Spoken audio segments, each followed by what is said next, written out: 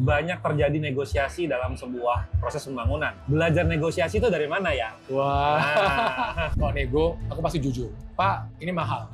Kalau Pak mau ini, we can do it. Tapi aku kasih tahu bahwa Pak masih butuh ini. Hal yang mungkin bukan ingin, tapi itu butuh gitu kan ya. kalau dia marah, lo kira gue nggak punya duit?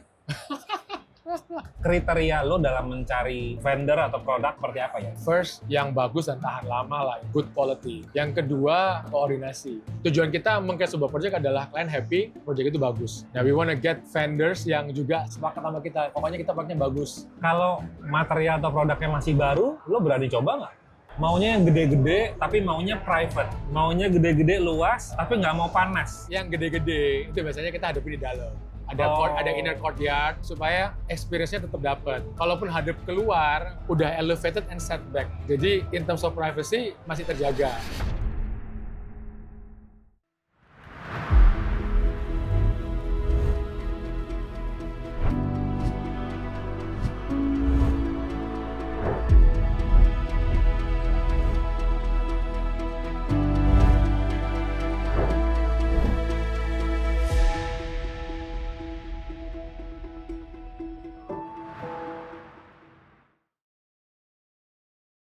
Hello, welcome to Radio Podcast. Hari ini adalah special edition, bukan di studio saya, tapi kita kali ini adanya di Arch ID ya.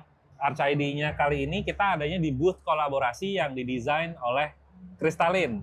Nah, yang terlibat di booth ini itu ada 7 vendor ya. Yang pertama adalah Lantai Kayu, ada Upcon Blinds, ada France Home Lift, Alustil untuk kusen, Nurco Lighting, Golden Palm Trees untuk landscape, dan juga Himalaya Abadi buat kacanya. Tamu saya hari ini adalah Joel, ya. Halo. Joel ini Principal Interior Designer dari kantor GG. Yes. Oke, kita langsung aja ya. Boleh. Joel, lu short intro dong buat audiens gua. Oke. Aku Joel, Principal Editor kantor GG. Udah ada di industri ini kira-kira sekitar 16 tahun, karena previously studied in Melbourne, Australia. And then worked there for about 6 years. Habis itu pulang ke Indonesia untuk membangun Indonesia. Wih, ngeri. Oke, kalau apa yang lo dapet di Melbourne yang lo terapin di Indonesia? Yang aku dapat di Melbourne sih, pertama sistem workflow. Sistem workflow, the way they work is very systematic. The step is very clear. Jadi clarity-nya ada. Jadi makanya itu kita juga terapkan di kantor GG supaya ya workflow kita jelas dan kita bisa create projects, deliver projects for our clients on time dan juga beautiful, especially sehingga nanti semuanya oke. Yang kedua ya style mungkin ya, kalau kantor GG kita contemporary modern. Basically Gio is the principal architect of kantor GG. Gio and I we both graduated from Melbourne. Jadi style Australian-nya itu kita bawa sedikit ke bahasa desain kita di kantor GG. Oke, jadi memang kantor GG specifically mempunyai Australian touch di desainnya. A little bit, I think throughout the years udah mulai agak hilang karena we adjusted to the Indonesian market. Tapi ya the clean lines, the use of materials, it's all for me personally is Australian influence based on my experience in Melbourne. I see. Dengan lo sudah berpengalaman 16 tahun ini ya, menurut lo klien arsitektur di Indonesia itu dan mereka punya taste mengenai interior design itu berubah nggak sih dari dulu sampai sekarang? Berubah. Jadi sekarang sih kalau kita lihat banyak klien di Indonesia, they appreciate the design. Kalau dulu pertama kali aku masuk di 2016, not really. Tapi sekarang mereka lebih appreciate karena mereka tahu mereka butuh seorang arsitek, interior designer yang bagus, yang pengalaman, yang supaya nanti rumahnya jadinya bagus gitu, seperti itu. Jadi ya bersyukurlah, kita puji Tuhan kalau kita akhirnya maksudnya jasa desain yang kita bisa create dengan baik itu diterima, di-appreciate. Jadi ya kita juga happy karena nggak cuman tentang getting paid kan, tapi creating a project that matters, design wise juga bagus. Jadinya ya kita happy. Kita sebenarnya couple of years ini sih kita very happy sih dengan our clients in Indonesia. Menurut lo apa yang membuat mereka lebih bisa appreciate sekarang dibandingin dulu? Mungkin ganti generasi juga. Ganti generasi kayaknya. Karena kalau beberapa klien kita, mereka itu kayak second or third generation. Jadi mereka juga dulu study abroad, mungkin udah banyak lihat hal-hal yang di sana lah. Gitu. Akhirnya mereka mau implement di rumah mereka di Indonesia. Jadinya ya akhirnya kita bisa banyak bereksplor juga lah ketika kita membuat sebuah project. Udah ganti generation tapi kok pagar masih tinggi-tinggi ya, Bro? Kayaknya di Indonesia memang perlu ya, kayaknya harus ya. Harus ya. Security reason. Atau yang bayar bapaknya? Yang bayar Ada. Jadi kadang-kadang yang bayar mungkin orang tua, tapi we work closely with them. Ya puji Tuhannya decision maker kita bisa identify juga at the beginning, meskipun yang bayar bapaknya atau orang tuanya, tapi ya hubungan keluarga itu tetap baik gitu ya. Jadi ya kita merasa kayak ya jadinya seru, nggak cuma create karya yang bagus, tapi yang pastinya tempat kita ditempatin oleh sebuah keluarga yang hubungannya itu erat juga. Jadi itu asik sih kalau buat aku. Ya. Nah, since lo handle rumah-rumah yang dimiliki oleh the second or third generation, tapi kan yang bayar orang tuanya nih. Lo kalau mau meyakinkan sebuah desain, lo ke anaknya apa naik lompat ke atasnya? Ya, as I said, jadi kita selalu udah identify pertama decision maker-nya siapa. Puji Tuhan untuk orang-orang tua yang baik juga, bahwa mereka memberikan anaknya full decision, jadi ya nggak apa-apa.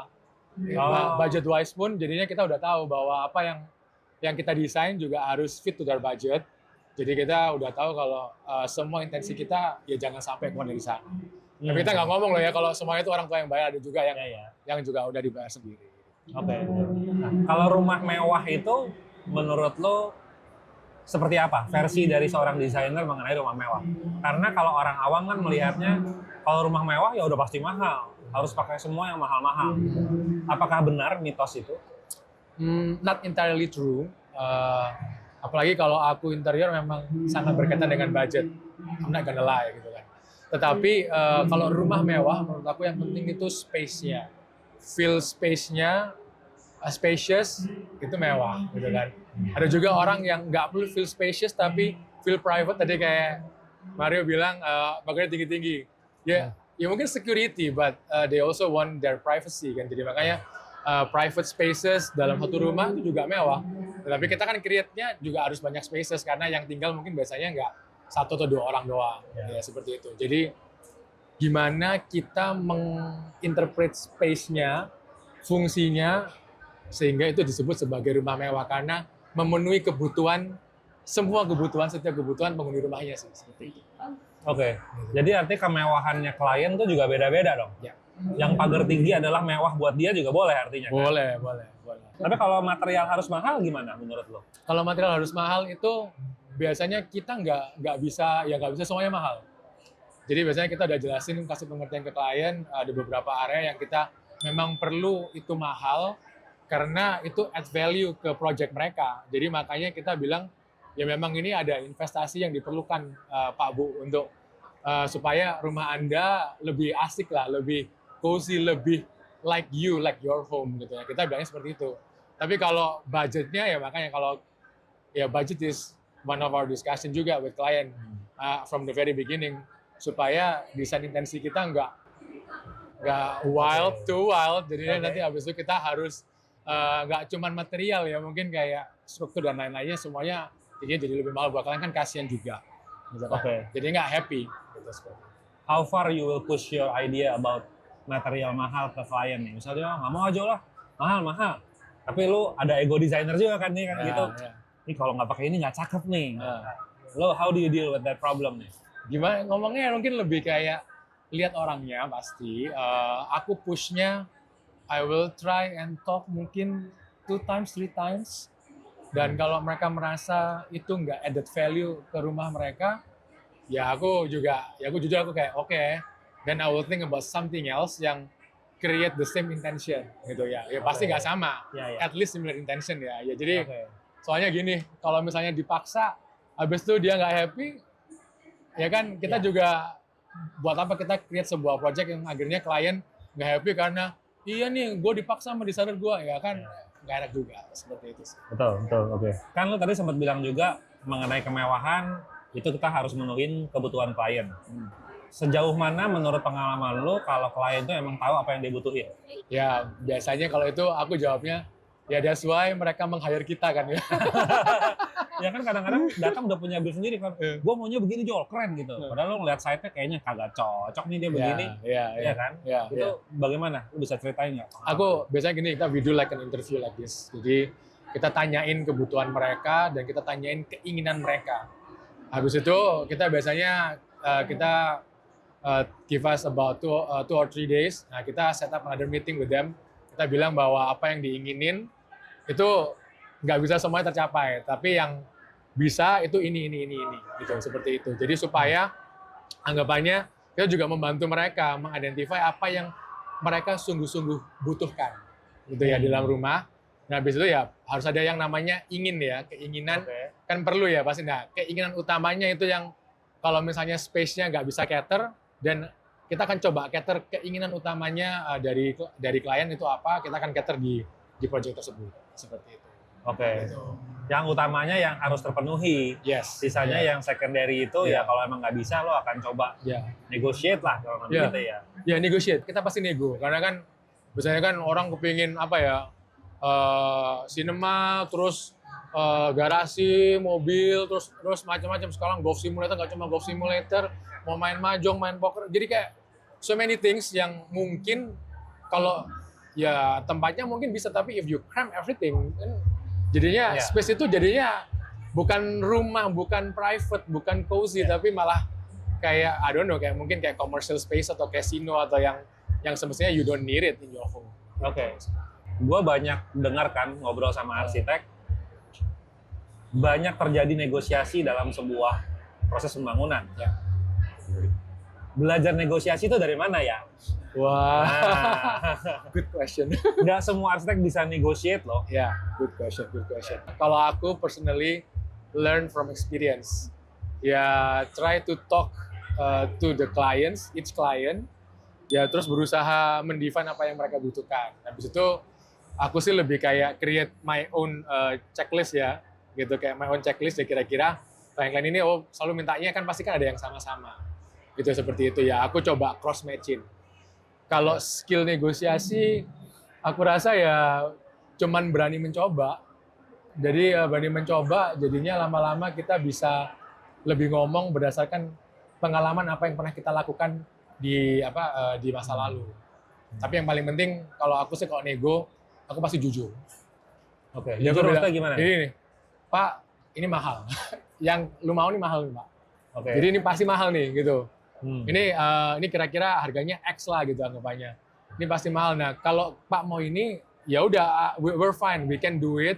I think it looks good, tapi ingat Pak, nanti ini mahal. Nah, itu biasanya kalau udah kan mereka kan berpikir, oh ya ini kayak gimana ya. Nah, sedangkan aku kasih tahu bahwa Pak masih butuh ini. Hal yang mungkin bukan ingin tapi itu butuh gitu kan ya. Itu integral dalam rumahnya dia. Nah, ini kan jadinya kita mesti akomodatif itu juga. Nah, makanya ya akhirnya kita negosiasinya seperti itu sih. Aku nggak trying to make them like pokoknya menurutin semua kemauan mereka, enggak. Tapi we're gonna be at kantor GG, we're gonna be very honest tentang kalau misalnya itu agak susah dan perlu banyak investasi ya, I'll let you know. Gitu. Kalau dia marah, lo kira gua nggak punya duit? Salah kan negosiasinya. Kan ada kan yang begitu kan? Ya itu kita juga hati-hati. Tapi kita nggak selalu kayak ya Pak, ini investasinya tinggi. I know you can do it, tapi sebenarnya masih ada butuh-butuh di sini. Ya kan kita nggak berusaha merendahkan mereka, tapi kita berusaha mempoint out apa yang lebih integral buat rumah mereka. Why spend banyak di sini, mendingan pakai buat ke sono gitu kan ya artinya. Kayaknya harus bikin kelas negosiasi, learn to negotiate ya, buat young designers gitu. Itu penting banget kan, untuk nge-push kita punya design ideas kan. Ya boleh juga. Bisa. Kayaknya kalau ngomong sama lu juga bisa bantu nego-nego gitu. Nego-nego tipis. Nego-nego tipis ya. Desain rumah mewah itu kan, ya semua desain rumah lah, pasti kan vendornya banyak banget kan. Kriteria lo dalam mencari vendor atau produk untuk masukin ke project lo tuh seperti apa ya? First, ya yang pasti produk ya. produknya harus bagus dan berkualitas, bagus untuk jangka panjang juga, karena kalau kantor gigi kan kita high residential, kita itu rumah kan bukan rumah 5 tahun ya, rumahnya kan pasti kan 10 tahun ke atas, jadi pasti harus yang bagus dan tahan lama lah intinya, good quality. Yang kedua, yang nggak kalah penting adalah koordinasi. Kita suka vendor yang maksudnya gini, tujuan kita mengcreate sebuah project adalah klien happy, project itu bagus. Nah, we wanna get vendors yang juga sama nih, sepakat sama kita, pokoknya kita produknya bagus. Gitu. Jadi kita supaya kita jalannya enak nih bareng-bareng. Supaya kita juga sama-sama kalau misalnya ada tantangan di tengah-tengah ya kita juga ayo kita berusaha selesaiin. Jadi bisa berkolab lah gitu. Anggapannya kayak bekerja sama lah seperti itu. Oke. Kalau material atau produknya masih baru, lo berani coba nggak? Kan belum tested nih. Ya, berani. Kita akan coba. Tapi yang biasanya sebelum kita ngomong itu ke klien, kita selalu datang dulu, ngomong tanya-tanya sama mereka. Ya, kalau baru kan pasti ada 1-2 project yang dia udah pernah pasang kan. Ya. Dan ya kita lihat dan juga ya bersyukur puji Tuhan maksudnya pengalaman aku dan Gio maksudnya kalau di-combine ya at least kita udah tahu lah yang what we want lah, what we want. Tim kita juga cukup berpengalaman, jadi kita bisa tanya tim juga ya. Jadi kalau ada hal baru ya kita coba tanya dulu, pastiin dulu orang. Nah, habis itu kalau orangnya diajak kolaborasi enak, orangnya bisa bertanggung jawab dan selalu kepengennya hasilnya juga bagus, ya why not? Gitu. Masalahnya kan kalau kolaborasi kan belum ketahuan nih. Ya coba pertama kali, benar. Terus begitu ada trouble, materialnya dipanggil tarsok. Ya, Waduh, cilaka atau gimana? Nah, kalau ada kasus begitu, yang kena siapa? Apakah arsiteknya akan menjadi masalah oleh owner atau gimana nih? Itu juga Kasus itu another part. Itu sulit sih, jujur itu sulit Mario. Jadi kita sih juga makanya kita sangat hati-hati. Kalau misalnya terjadi seperti itu ya pasti kita akan berusaha untuk mencari solusi yang terbaik bersama vendor. Karena kita nggak mau klien ini rugi, gitu sih. Jadi our main concern is our clients, gitu kan. Karena clients percaya kepada kita, jadi ya kita pastikan kita akan mengusahakan yang terbaik supaya ada solusi. Ya kalau misalnya tadi tarsok dan nggak ada solusi ya nanti kita akan offer solusi lain lah pasti. Gimana nih caranya supaya kita bisa beresin ini project seperti itu. Ya. Iya, kalau udah kasus begitu kesian kan, project terbengkalai nggak kelar-kelar. Ya. Mesti ganti material apa gimana akhirnya gitu kan ya. Itu suwe lah ya. Gue mau bahas specifically kayu karena gue kemarin motret project lo terakhir di Pantai Mutiara kan lumayan banyak menggunakan kayu juga ya.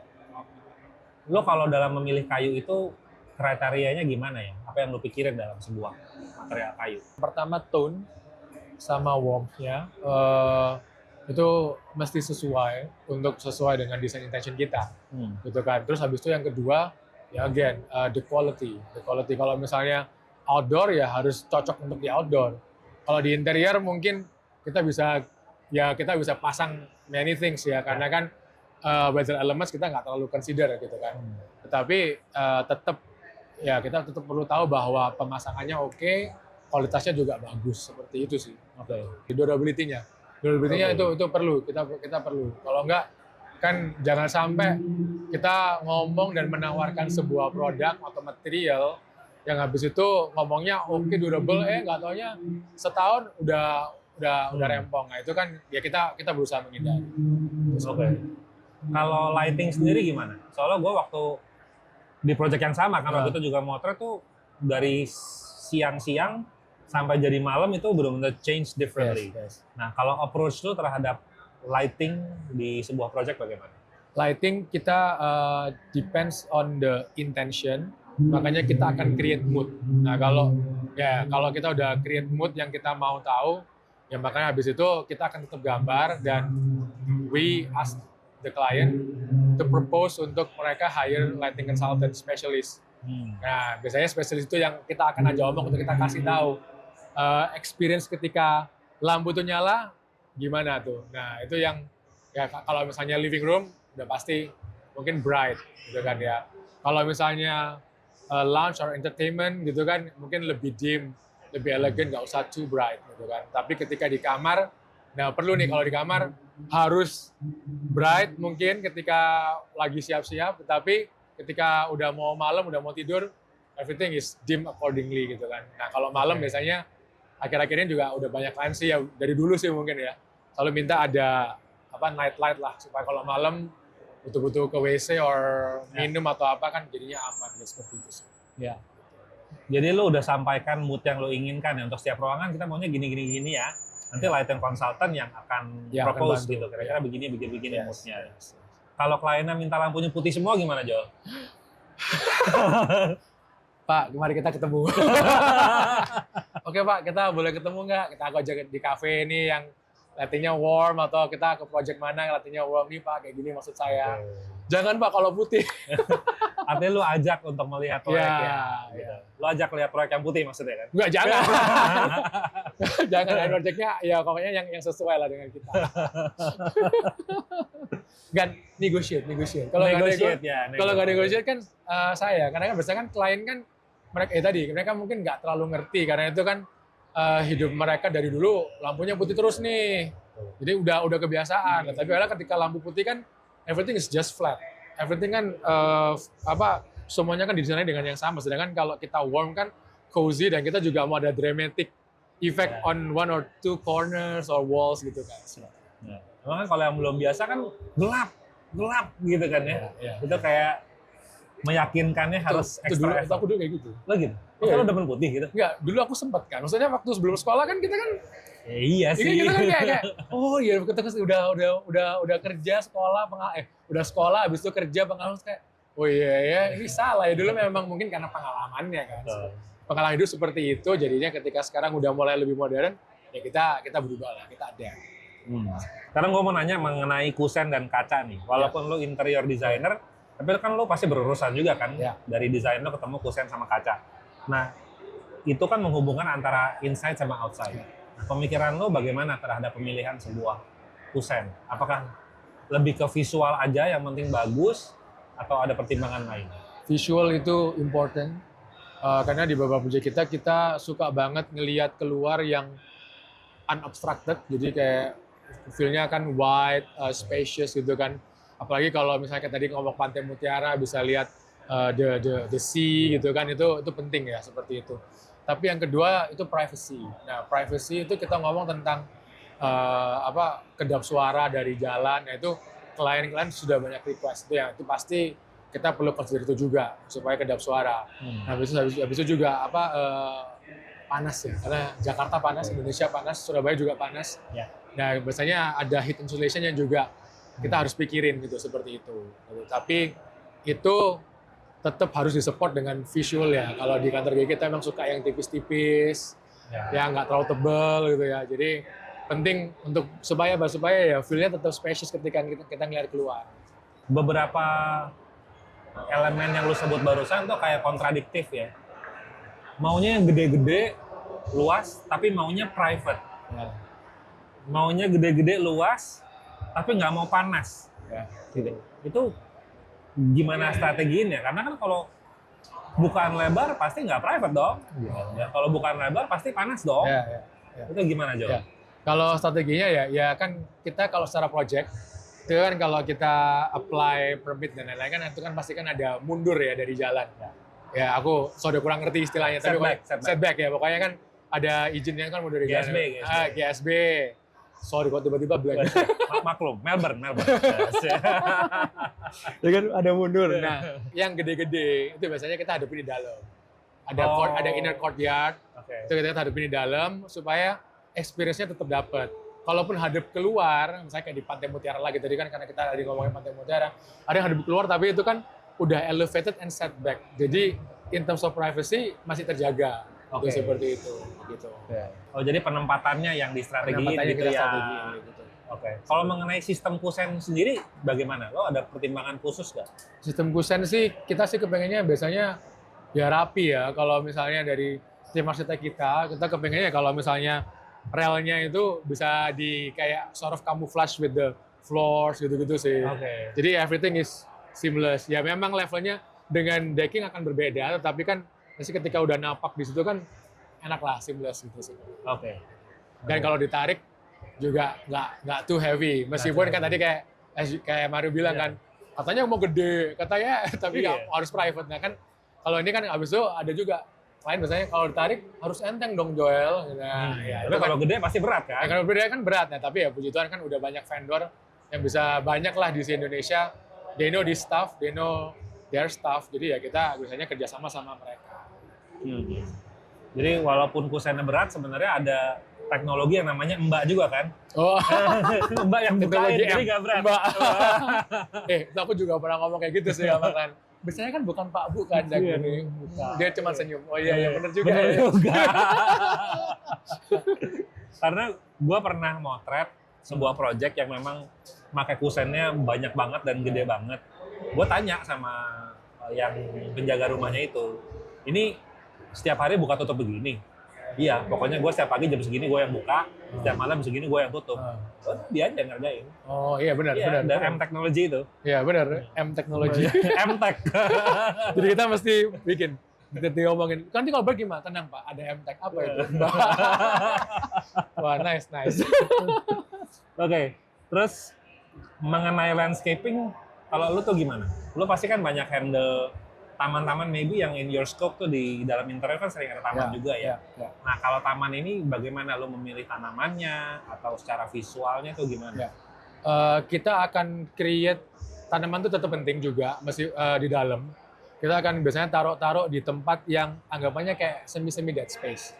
We can activate that gitu ya, di sebelah lift, di bawah tangga, atau juga bahkan kita juga ada project yang kita taruh ketika habis dari foyer kita ada kayak sort of like a dry garden, sand garden di dalam rumahnya untuk menyambut karena dia suka banget nih sama elemen outdoors di dalam ruangannya dia. Jadi ya kita akan bawa itu ke dalam seperti itu. Nah, kalau in terms of landscaping ya nanti harus diserahin kepada landscape specialist ya. Misalnya either dia tetap ya kan ada dua artificial or ya live plants ya. Kalau itu nanti kita biasanya akan minta penjelasan dulu dari landscape specialist, why do you need a live plants di sini? Nanti kita kan mesti yakin sama klien gitu kan. Karena kan klien mungkin ada klien yang kayak merasa kayak aduh kenapa aku harus nyiram tanaman itu. Nah, tapi aku udah punya jawabannya nih gara-gara Mario nih. Kan ada M-Tech lagi ya. gitu ya. Gitu kan seperti itu. Jadi ya tapi itu ada konsiderasi seperti itu sih. Karena kan ya mungkin kalau landscape memang lebih asik sebenarnya yang hidup ya. Tapi kembali lagi kalau klien merasa itu malah jadi beban meskipun udah pakai M-Tech, ya kita ya mesti resort ke yang artificial. Nah, kalau artificial itu kan menurut gue secara looks kan feel-nya beda ya gitu ya. Benar. Sebenarnya again pasti lo ya kalau kliennya lebih nyaman begitu ya. Iya, kita benar-benar tetap balik ke klien. Tapi we just want to make sure that intention kita nggak terlalu blur lah. Kalau urusan blinds gimana nih? Gue mau nanya. Soalnya blinds itu salah satu yang ditempatin di paling belakang juga ya kalau lagi ngedesain kan. Malah kadang-kadang cegokannya lupa dibikin karena nggak dipikirin kan. Kalau dari sisi lu bagaimana mengenai masalah blinds? Kalau blinds sebenarnya kalau kita ya puji Tuhannya kita selalu udah siapin cekokannya dari depan. Jadi dia butuh nggak butuh kita tetap siapin. Oh butuh nggak butuh pokoknya ada ya? Iya, nah bahkan soalnya mereka kadang-kadang oh iya nggak butuh ya, ini kan keren, kacanya gede tadi tuh. Aku kayaknya nggak butuh, tapi kita tuh selalu bilang Pak, it's there, nggak apa-apa. Karena kalau kamu butuh udah ada daripada nanti muncul gitu. Tapi blinds tetap perlu ya karena di sini pertama privacy. Aku rasa itu juga akan membantu dengan yang tadi jendelanya gede itu ada added privacy. Yang kedua kan tetap bisa look good lah. Ada banyak vendor yang bisa bikin look good lah blinds-nya seperti itu. Jadi kita tetap perlukan gitu kan. Terutama di kamar. Ya, kamar pasti. Kalau kamu udah hands down, we need it. Blinds, curtains, we definitely need it. Karena itu something yang ya harus tercover gitu kan. Karena itu kan very private area untuk owner-owners. Kriteria blind seperti apa yang menurut lo perlu banget buat rumah mewah? Ya, intinya enak ya kalau ditarik.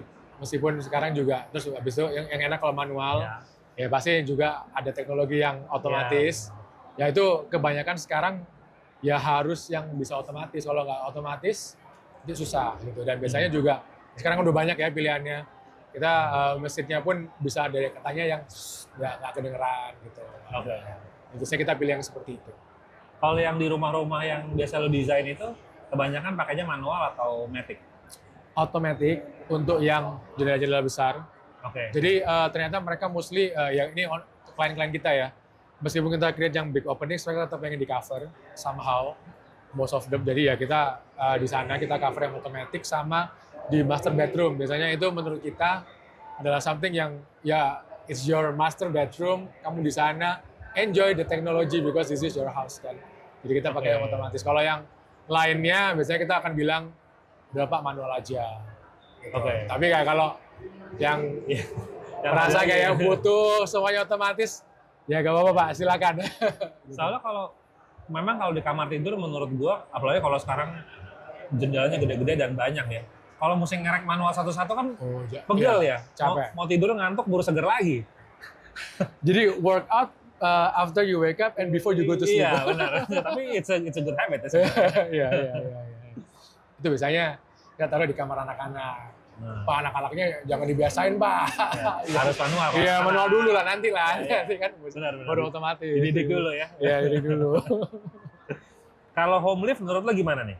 Recommendation home lift yang seperti apa sih yang dicari? Kan sekarang lift canggih-canggih kan ya, maksudnya bentuknya juga bagus-bagus, desainnya banyak. Kalau dari pengalaman lo gimana? Kita sebenarnya suka banget yang kaca. Kaca? Ya full glass. Full glass begini. Ya, kenapa pertimbangan? Ya we like everything kan translucent, transparent karena kan feel-nya spacious. Jadi di dalam itu nggak terasa kayak terkungkung gitu ya. Kita suka yang dengan glass kebanyakan. Jadi sebenarnya ada some of our project yang kita create-nya itu memang di tengah di inner courtyard full glass elevator itu ada. Ada beberapa yang kita create seperti itu gitu. Kalau home lift ya itu sih yang mungkin penting ya buat kita. Kalau yang dalamnya udah ada interior ya biasanya owner minta itu tetap di interior, nggak mau dibiarin seperti bawaannya gitu. Tapi di treatment sedikit lah supaya sesuai dengan feel rumahnya seperti itu. Kalau elevation speed penting nggak? Oh iya, cepat apa? Iya itu juga penting, Tapi kalau home lift kan nggak usah yang terlalu cepat karena kan we're not talking about 10 floors ya. Kita talking kan about 3 to 4 lah, iya maksimum. Jadi ya nggak usah terlalu cepat banget. Ya tunggu lah di dalam lah gitu. Ya tunggu lah gitu. Tahu aja cepat-cepat. Tapi kan juga nggak mungkin pelan banget lah ya. Iya. Biasanya kalau nggak salah floor to floor ada yang 4 seconds gitu kalau nggak salah ya. Ya. Kira-kira ya. Seperti itu. Tapi lift tuh biasanya kita ngomongin juga di depan sih. Di depan. Jadi kadang itu kan kaitannya sama struktur. Jadi kita akan kita akan ngomongin depan. Kalau misalnya apalagi create sebuah rumah, ngomongnya udah 2,5 level termasuk basement itu kan udah 3 lah anggapannya. Belum ntar mau create rooftop ya put a lift if you want. Karena kan itu kan rumah at least 10 years. Nah nanti after 10 years the owners getting age gitu kan. I'm not gonna say getting old. Getting age. You need this, they will come handy. Kalau ntar udah jadi terus semuanya terus bilang aku mau add on itu lebih susah aku rasa. Bukannya zaman sekarang home lift tinggal taruh doang ya? Gitu, udah nggak ada fit segala kan? Iya, kita prefer yang maksudnya lebih baik di awal sudah udah diberesin. Jadi kan maksudnya akhirnya desain rumahnya tuh semuanya incorporated, accommodated, jadi kan lebih enak gitu. Iya, benar sih. Kalau nggak jadinya ntar asal cemplok kan kesannya ya. Kan sayang, udah bagus-bagus ntar, oh ya gue mau lift, lah. Architecture itu menurut gue sih pengalaman gue membangun itu benar-benar investment banget ya. Artinya kalau bisa di depan semua tuh harus sudah komit dulu ya, siapin semua. Ya kalau at the end of the day nggak pasang, nggak apa-apa, yang penting udah ada. Ya. Bener nggak begitu ya? Ya, kita sebenarnya mostly juga seperti itu. Tapi di titik misalnya agak detail dikit, pokoknya di titik flow kita di arsitek, ketika kita ngomong setelah di depan kita tahu kebutuhan mereka, habis itu kita tawarkan desain kita propose, ya kita kasih tahu bahwa ini yang dibutuhkan. Nah kalau Pak nggak butuh, ya ayo kita ngomongin sekarang karena we do not want nanti ketika waktu udah jalan di lapangan dan ada tambal sulam gitu ya. Ya kita memang nggak bisa kontrol banget ya, cuman kita akan mengusahakan itu supaya ya again our concern the client nggak perlu ada omongan juga kan nanti adjust lagi, ngomong sama main code-nya atau gimana. Ya supaya enak lah, jadi waktu jalan tuh gambar udah jelas, baju udah jelas, ya kan habis itu kan kita kerja juga enak. Klien juga datang kan kayak, oh ya ini memang udah sesuai, jadi kan everyone's happy, ya itu yang kita berusaha make sure itu terjadi di kantor gigi. Oke. Dalam pengalaman membangunnya gua kemarin ya, itu kan memang si desainer kebanyakan sudah suggesting ya. Suggesting ini lo pakai ini. Bisa dibilang dalam satu buah rumah itu ada satu buah ekosistem products and materials kan. Nah, kalau salah satu dari produk ini nggak sesuai, itu seringkali mempengaruhi yang lain. Ya. Menurut lo itu gimana? Apakah benar kayak gitu dari pengalaman lo? Jadi emang kalau ada produk ini, temannya harus yang ini, lah gitu ya? Apa gimana ya? I would say ya nggak harus ya, karena kita kan meng-create sebuah pengalaman ruang yang harus sesuai dengan kebutuhan klien. Ekosistemnya ya kita bisa mix and match kalau menurut aku. Bukankah itu semestinya ya arsitek atau desainer kita kan di sana gitu kan. Jadi kita bisa men-tailor itu sehingga meng-create sebuah experience, bespoke experience untuk seorang owner ini sehingga mereka ya they happy to invest and they happy with the result gitu kan, seperti itu.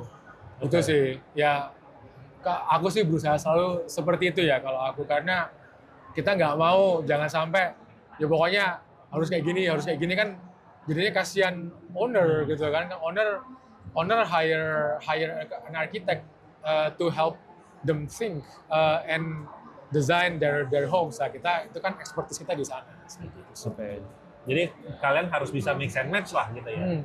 Walaupun sebenarnya kan kalau kita using the same vendor sebenarnya punya positive side juga, sudah biasa, sudah tahu, udah ada jam terbang, nggak bakal miss ya.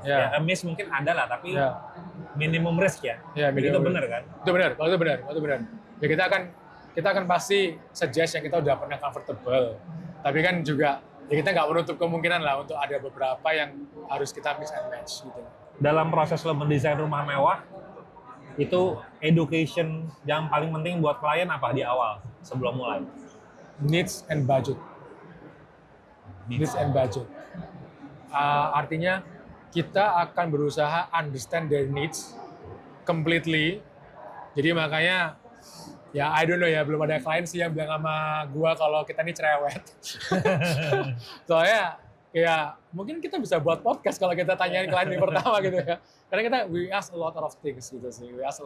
Jadi kita kasih supaya kita tahu mereka ini seperti apa. Yang kedua ya baru budget. Kita akan communicate di awal kalau mau ini semua, ini akan lumayan nih Pak gitu. Kita akan perlu ada investasi yang lebih. Nah kalau misalnya dia nggak merasa seperti itu, ya kita nggak akan lakukan itu gitu, seperti itu ya. Intensi arsitek yang mahal tuh ya mungkin cantilever yang jauh, tadi kaca yang tinggi dan lain-lain ya pasti kita akan keep it untuk yang main elements only gitu kan. Mungkin juga ada waterfall dan lain-lain. Ya, itu main elements only. Terus nanti kalau they're happy, you wanna do that ya kita bisa bilang ya ini yang akan investasinya di sana nih Pak. Gitu. Oke. Kalau buat klien yang belum pernah membangun atau renovasi rumah, lo bakal infoin apa ke mereka? Membangun tuh begini loh, jangan kaget nih misalnya apa. Ada special. Ya kita infoinnya adalah mungkin ada banyak step. Jadi kita punya proses yang nanti di fase itu kita akan infoin ke owner bahwa step-stepnya di awal kita akan infoin fasenya seperti ini. Jadi nanti when it's time we will let you know. Gitu, seperti itu. Ya itu puji Tuhan works so far. So far works. Ya ada sih yang juga sempat masih kaget karena mungkin anggapannya kan ya owner ini kan sibuk ya, dan mereka juga kadang-kadang suka traveling, mungkin mereka lupa ya kita, Pak kemarin kita udah remind gini-gini. Kita nggak mungkin bilang lah, kan gua udah bilangin ya. Iya. Yang penting when it's time sediain duitnya kan. Lu pergi nggak apa-apa, duitnya tinggal sini gitu.